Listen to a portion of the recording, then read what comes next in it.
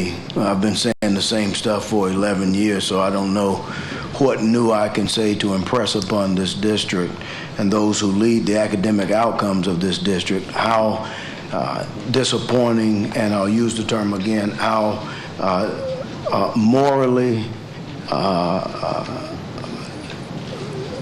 horrible this is.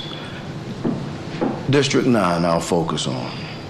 Bessemer Elementary, proficiency, 25.3 reading, 32.9 math. Bluford, 32.9 reading, 26.7 math. Frazier, 32.1 reading, 30.5 math. Faulkner, 32.5 reading, 30.6 math. Hampton, 31.1 reading, 41.2 math. Peeler, 38.0 reading, 26.0 math. Rankin, 33.4 reading, 37.1 math. Simpkins, 42.0 reading, 36.8 math. And Vandalia, 39.4 reading, 30.7 math. That's just the elementary schools, not the middle or the high schools, because these kids, if we fix this, we can fix middle and high school. But I haven't heard anything that fixes any of this. I can play my comments from last year and the year before and the year before. We have changed principles. We have come in with different language that you all have used to tell us that this is getting, but I don't see anything here that gives me encouragement that we're doing anything better in these schools.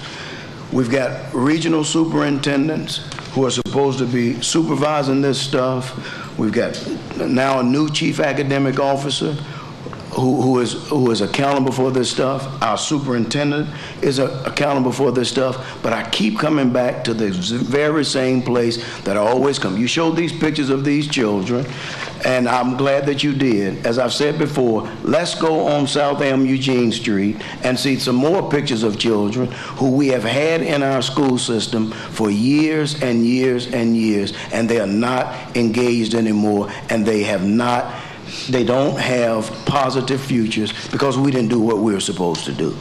We compare ourselves to Wake County. I don't know why we compare ourselves to anybody. Why we have to do what we have to do. I don't understand the comparative method. My friend Dr. McCullough is very kind. He says he's not saying it's bad. I'm saying it's bad. I'm saying it's horrible from where I sit.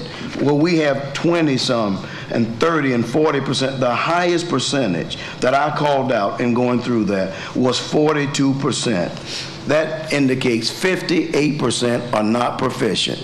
Let's also keep in mind that proficiency means some of those kids are level 3, and level 3 says they have met minimum standard, but they still have got some work to do before they are skilled or considered to be very proficient, which is level 4 and level 5. So if we took the level 3s out of these numbers, what would those numbers be? Because the level 3s still indicate they have some work to do. What would those numbers be? The numbers usually go down somewhere between 5 and 10% if you take the level 3s out. So if we take 10% out of 26%, that means 16% of the kids, which will indicate 84% are not proficient.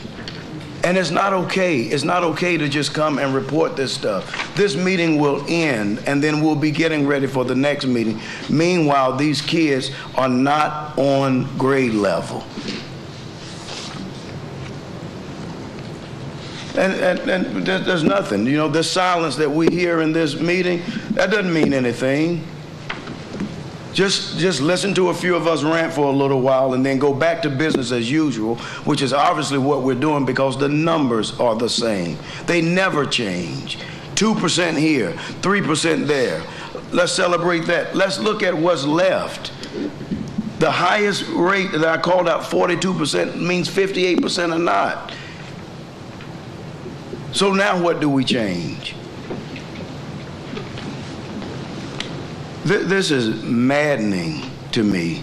It is morally irresponsible that, as speaker after speaker has come up here and said, we get money on the backs of these kids, Title I funding, and we don't show any results from the funding that we get with these levels right here. And my district and Ms. Hayes Green's district and Dr. McCullough's district are very similar. Why is it always these same three districts that have the same outcomes? What are the commonalities in these three districts? They are predominantly minority, they are predominantly low wealth, and we haven't figured that out, what to do different. I asked you all at an earlier meeting, come back with some data that says what's working at these schools that are making tremendous gain. I'm yet to see it. I guess that was I just spit in the wind. I'm yet to see that. How can you not bring data that says this is what's working at these schools? How can we just sit here and report these numbers? Every one of these numbers indicates a student. And I don't want to see the numbers that are here. What about the majority of the numbers that are not reflected here? Let's report it conversely. 75% of the students not proficient. 63% of the students in math not proficient. Does that get a different response from this district? Because these numbers that we say were 31%, last year it was 26%. Who was satisfied with that? There's never any real, this makes me want to, if I had hair, I would pull it out. Because this makes me just want to stand on this desk and scream. Because nothing, in my opinion, is going to be done about it. I heard Dr. Hardy say, and we expect next year that these, I expected it last year.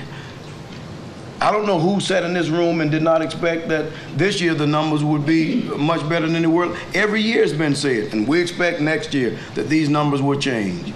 No change. Failure. These schools, now we complain that the state is giving schools Fs. What else grade would you give a school that has 39%? Is that not an F? If any of our children brought in these grades, would that not be considered an F? Would you not say there's an F?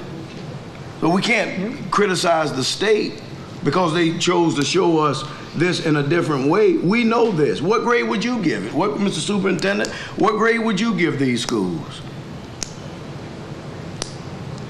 26% in math, that's an F. Anywhere you go, that's an F. No response. There's nothing to be said. Tina. Well, I just